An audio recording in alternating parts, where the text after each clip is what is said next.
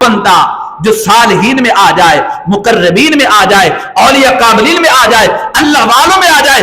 اللہ والا تب بنتا ہے جب در محبوب کا غلام بن جاتا ہے۔ جس طرح ایک دانہ مٹی میں مل کر اپنی ہستی کو مٹا دیتا ہے، الفت محبوب میں، چاہت محبوب میں، عشق محبوب میں جو اپنی زندگی کے ہر لمحے کو، اپنی زندگی کے ہر موڑ کو، اپنی زندگی کے اندر اپنے کردار کو، اپنے افعال کو، یہاں تک کہ اپنی خواہشات کو ترک کر کے اپنی خواہشات کو حضور کے تابع کر دیتا ہے۔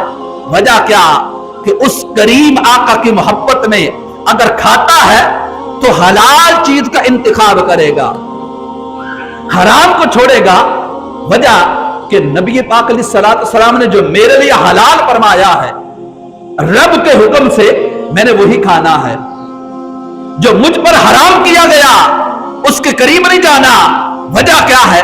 کریم آقا نے منع کیا، تو نبی پاک علیہ السلام کی اتباع میں جو زندگی گزارتا ہے، حلال و حرام کی تمیز کرتے ہوئے اتباع محبوب میں، چاہت محبوب میں، الفت محبوب میں، عشق محبوب میں جو زندگی گزار کر اپنی زندگی کے ایام کو حضور کے نام کر دیتا ہے، جس طرح ایک دانہ زمین میں جا کر وہ گلے گلزار بن جاتا ہے، ایک گلزار کا سبب بنتا ہے، اس طرح بندہ جب اپنی ہستی کو مٹا کر الفت محبوب میں زندگی گزارتا ہے تو اللہ کریم ایسوں کو اولیاء کاملین کے سب میں شمار فرما دیتا ہے۔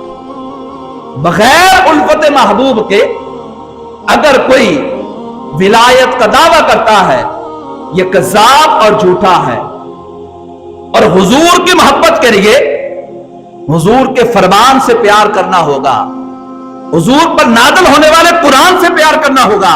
اسی تمہید کو سامنے رکھتے ہوئے ایسا بندہ جو ولایت کا دعویٰ کرے لیکن اس کا عمل قرآن کی مخالفت میں ہو، نبی پاک کی مخالفت میں ہو، وہ کبھی ولی نہیں ہو سکتا۔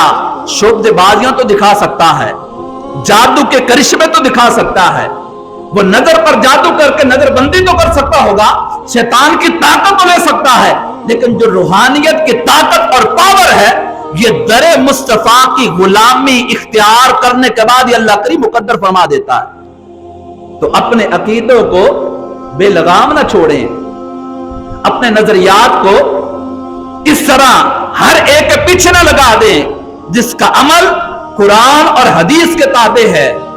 جب ان کی محبت اپنے سینے میں سجائیں گے تو پھر انشاءاللہ بارے نیارے ہو جائیں گے۔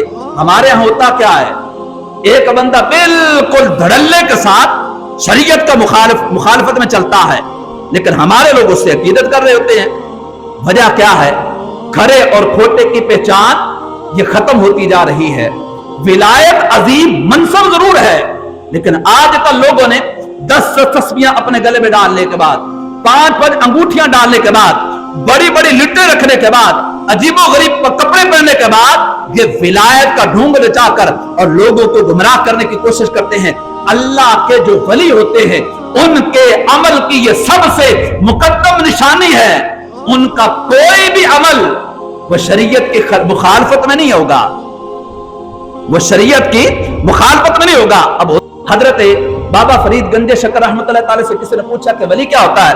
فرمایا جب اس کی مٹھی کے اندر سونا اور مٹی آ جائے تو دونوں کو برابر سمجھے، وہ اللہ کا ولی ہے۔ جو سونے کے اگر مٹھی میں آ جائے یا مٹی آ جائے تو برابر ہے۔ اب جو حضور کی محبت میں زندگی گزارتے ہیں، جو اتباع محبوب میں زندگی گزارتے ہیں، آئیے ان کا احوال کیا ہے۔ حضرت حضور غوث الثقلین رحمۃ اللہ تعالی بیان فرما رہے ہیں، اور بیان فرماتے فرماتے آپ رک گئے۔ ایک بندہ مجلس میں بیٹھا ہے جس کا نام شیخ علی بن ہیتی ہے رحمۃ اللہ تعالی علیہ۔ آپ اس کے سامنے ہاتھ باندھ کے کھڑے ہو جاتے ہیں۔ اب لوگ حیران ہیں کہ وقت کے اتنے بڑے عالم اور اتنے بڑے محقق اور اتنے بڑے مقام غوثیت پر فائد ہونے والے ایک بندے کے سامنے ہاتھ باندھ کے کھڑے ہیں۔ کچھ دیر کے بعد شیخ علی بن ہیتی کی آنکھ کھلی تو پوچھا، اے علی بن ہیتی یہ بتا خواب میں کیا دیکھ رہا تھا؟ عرض کی جس کریم آقا کا آپ بیان فرما رہے تو ان کا میں دیدار کر رہا تھا، ان کا میں دیدار کر رہا تھا۔ تو حضور غوث الثقلین فرماتے ہیں اس وجہ سے میں دونوں ہاتھ باندھ کر بڑے باادب طریقے سے تیرے پاس حاضر تھا۔ شیخ علی بن حیتی فرماتے ہیں گویا کہ حضور غوث الثقلین جو میں خواب میں حضور کا دیدار کر رہا تھا، میں خواب میں وہ دیکھ رہا تھا، لیکن حضور غوث الثقلین بیداری کے عالم میں حضور کا دیدار کر رہے تھے۔ اب یہ ہیں وہ اللہ والے جن کو حضور اپنا دیدار عطا فرماتے ہیں۔